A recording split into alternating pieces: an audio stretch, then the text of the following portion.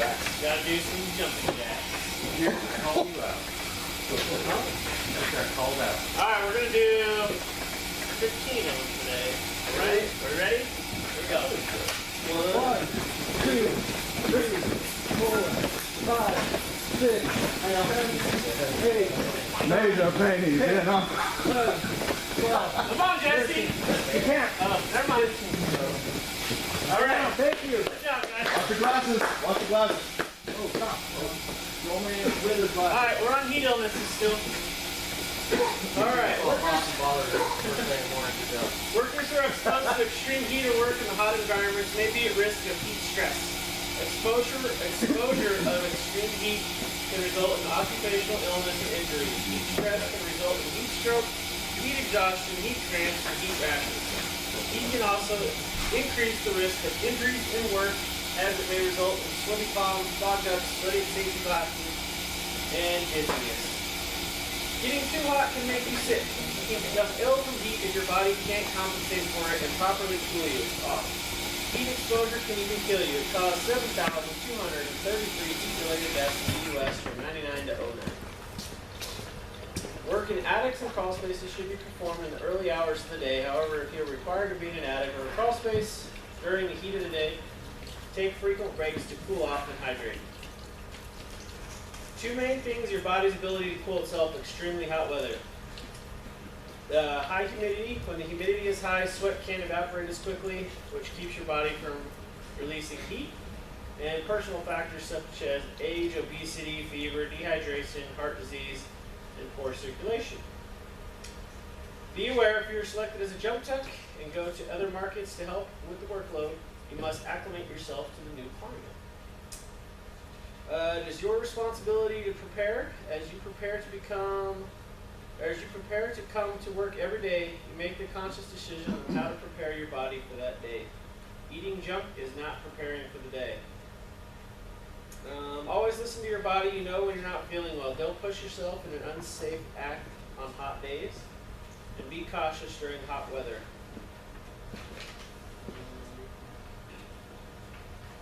And that is it. We'll have you guys sign. All right. Well, you guys are all doing that. Let's. I'm gonna have a quick little topic here. FAR pickup. I want you all to be here at 6:15 to get your FAR. Okay. 6:15. I expect you guys here at 6:15, no later. All right. Can I get a commitment from you guys to do that? Pick up your FAR at 6:15. The meeting's still starting at 6:30, so we have 15 minutes. Then I'll tell you what. Then we can do 6 o'clock. Okay, that's You guys can do FAR pickup at 6 o'clock. I'll Dan, be here at 6. is that okay? That's fine. Mike, I'm gonna get my you said daughter 6? ready on Thursday, so 6:30 is because I'm Okay, helping we'll my talk wife off- in the morning. We'll talk offline on that. All right. Any questions? All right. Paperwork is here. Don't forget to sign in your sign-in paperwork. Make sure you turn it in before you leave. All right. So let's see if this thing's working today. Doesn't look like it.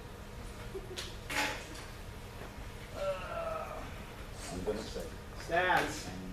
All right. So far, let's just open it up with our recognition for the month so far. CSAT. The only person who is still leading the pack is Jesse right now. I think you're at like 100%. Great job. Give Jesse a hand. He has the CSAT for the month so far. We have 3 people at 100%. We have Trent, we have Darius, and we also have Mike Connor at 100% so far for MPS. Give him a hand. All right. He's also one of the most improved techs for MPS so far this month. Thank you, Mike.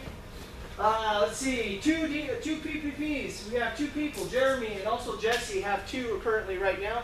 Jesse also got 2 more on top of that weren't actually PPP upgrades, but they were premier upgrades on the first half. So great job. Give him a hand. We have several techs who are zeros for Sin 30. We have, let's see, we have Jesse, we have Arnie, we have Jeremy, and also we have James Kuhn, or Mike Kuhn. Give him a hand. So with that said, what are we doing? What are you guys doing out there? You guys are actually at 0 and SOS 30. What is it you're seeing on your service calls that you're changing and you're fixing? What are you seeing out there? You guys are SOS 30, 0 so far. Eh? I see a lot of fishes out. A lot of dishes out of Pete. Yeah, from all the wind and the hail and everything. Yeah. Actually, I had an LNB that water leaked into the plastic. Okay. And it froze. Yeah, I've seen that too. All right. Now, Little so bees cracking. you're saying out of alignment. Yeah. Was there self tappers in the collar? No. How many of you guys are putting self tappers in the collars? Yeah. No one else is doing it. It's a 0 Sim 30, does it? So, something that we can do to help with our overall service on service, especially for you guys, we know it's going to be a heck of a rainy season, winds, all that. Start putting self-tappers in all your collars. Okay? Can I get a commitment you guys are going to try that? Yeah. I'm telling you, it'll help. I used to do it all the time, especially out east. I mean, just order it. One, there's a hole right in There's the a neck. spot on each collar Yeah. for it. Yep, throw them in. It'll make a huge difference. Yeah. And as for the water in the LNB, hail might have hit it and cracked the lens. That's what I have. It's more than my last one. That's about the only thing. How many, so with all the lightnings, how many services have you rolled on that was lightning caused? Arnie had one, you were up the hill. You had one, where was it? Peyton, out east. So one, how many service calls do you think you guys have rolled on in the last week? 12. 12? Yeah. A lot? A lot. So, lightning primarily isn't the cause then, right? Flooding. A lot of A flooding? lot of flooding. Okay, flooding. Let's go with that. I had one that was, basement was flooded out, and that's what power surge was. Oh, okay, flooding. I had the same exact thing. with Flooding in the I had basement? one that the Even a cable ton of ran basement underneath the house, and it was still in water. All the cabling in it was So- shorting out the LNB. To your point, crawl spaces. Are you leaving the cable just laying on the floor? The splitters on the floor? I reran. How many of you guys run the crawl spaces that leave stuff laying on the floor, like splitters? How many of you been into those? Who puts, Right? who puts splitters in crawl space? We do, you put a, yeah, Yeah, I put it happens all the time. You mount it, it's where the junction is in I was some of gonna these say, a lot of homes. houses, that's where junctions are. Yeah, a lot of the older homes and down in Fountain and some of the new townhouses, the junction's actually in the crawl space. There's a If I'm junction putting where a all lines splitter are. in there, I'll put it by the entry to. Yeah. That's what I I'll do. go to Yeah. rock. Yeah, So So- that leaves down. Are you laying it in the dirt? No, I always clip it up on the raft. All right, awesome. If you guys run into those, Slip. let's get them up off Gotta the raise floor, especially down in the Fountain area. Get them up off the ground because you know that water's going to get saturated. They live in the low water table anyways. You don't want that to come back and nip you in the bum. I've had a few barrels of, the barrels that are vertical, Yeah. and the water was just sinking down, I had to redo the whole line. How many of you guys ran into that? Ran into that yesterday. You ran into that? Remember the water was dripping on That's the right. Horizontal up and down barrels. You guys see that? You guys change that out on service call, right? Vertical, sorry. Yeah? All right. You Cool. just change it back to vertical, or do you actually? You rerun the cable, right? And then. I just Yeah. asked a question. I just ran a whole lot. Yeah, I prefer. Do that. All right. Thank you. Thank you guys for sharing. Also, Sin 30, Mr. Mike Kuhn. Give you guys self a hand. I'm serious. You guys are doing really well. All right, so let's kick it off where we're standing. Our goal is 3.5. We're currently at a 3.82. We're almost to our goal. We're a little high. I know we could hit our goal this month. Let's bring it back down. Let's use some of these best practices we actually talked about, and I know it'll actually help us turn things around. SOS is actually a little high. We actually came down a tad. 2.63. Our goal is actually 1.2. So make sure let's do that. CSAT, I'm very happy with that. 98.05. We actually increased. So let's keep doing that. Let's not forget the small things like our ID badges. I know you guys are like, hey, I know I showed the ID badge. I showed the ID badge. Let's make sure we're doing it twice. The beginning and at the end. How many of you guys have little stretchy things on their deal? We have You do? some up here if you guys want them. I highly recommend you all get them. The only reason why is because you can put that in that customer's face and say, here you go. You know, connecting with the customer with an ID badge. Bill, you want to share your story? Oh yeah. I saw her name. We have the same last names. I didn't really say anything till the very end, and I showed her my badge. She said, "Oh, that's a great last name." And we kind of joked, asked about her family. So Possibly related, right? yeah. So a little more to that story. Bill, through the whole time, you know, the customer was so involved with her child at the time. Bill kind of just judged the situation, let her do her thing, you know, help her kid. It wasn't until the end until Bill actually made the connection, as simple as the ID badge. It was pretty cool. All right, service. Our service NPS is at a 78.57. We got dinged pretty hard. We got most of our NPS is service and upgrades, not all of it. Okay. Some of our key focus areas is existing customers. We want to make sure that we're focusing on the existing customers. We're going to talk a little bit more in detail about what caused some of this. Production NPS are at 89.47. Let's just keep pushing that up. Overall, we're doing fairly well on that. NPS as a whole, as a team, is 84.85. We took a nasty hit. We were at a 96. I know we can recover from this. It's going to take roughly 35 positive promoter surveys with nothing else for us to get back together collectively as a team, which we average maybe 10 a day, maybe 9 to 10 days. So we can dig ourselves out of this. I'm very confident we can as a team. We just got to come together and refocus on some of the little things. Okay? PPP, 6.67%. Like I said, we have two people with two, but there's a lot of other people who has one, and I'll show you guys who's missing a couple. We're almost have almost each one of us has one. So I'll show you. The next one. We'll do that here next after this. I need a volunteer. Who wants to read? Focus on features that make you better than the competition. Some things to think about. Explain the value. All right, explain the value. How much? You guys ran into price issues lately? Yes. Yeah, right? That was my detractor. Jeremy had one. Mr. Mike had one. That was your detractor. It was a price issue. Darius, where are you at? Oh yeah, he's off on PTO. I'm sorry. I Darius had one last month that was a price issue that price issue, right? We talked extensively about the service. Never ever did cost come up at all. Okay. Until he got his postcall. All right. So post-call. How do we dig into these kind of things? Let's come up with some ideas and some solutions here. If you ran into it, Jeremy, you called me specifically. You knew what was going on. I knew right away that this one was going on, so I called Kevin right away, and I told him he is definitely a detractor right now. And Kevin gave me a couple ideas. I ran through everything that Kevin told me. I went through my phone. Unfortunately, he had the lowest package possible. He had some issues to where his bill had been going up the last 3 months. And I showed him specifically on the phone what he should be being charged for. I also went through and showed him, which might not have helped us, but I showed him the different packages as well. So I don't know if that steered him away. That's probably something I could have worked on. I called Kevin. He gave me some more ideas, and unfortunately, he's still detracted. But I knew right when Kevin called me that I did detractor, and I was like, it's that guy. I knew exactly which one it was, because I knew right from the get-go that this guy was not a happy customer.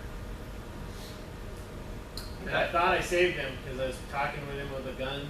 I tried to steer him away from DirecTV, and then at the end I even positioned where the post call, I even mentioned it like 3 or 4 times. This is all on me, not the rest of DirecTV. So thank you for sharing. 1 second. Now that you have that tactic down, do you think you can hone that a little bit more for the next time when you actually are hit with it? Your ideas? I think I'm pretty good at getting detractors back. I don't know if this guy could have been saved. Okay. I almost had him to a neutral at least, from what I heard.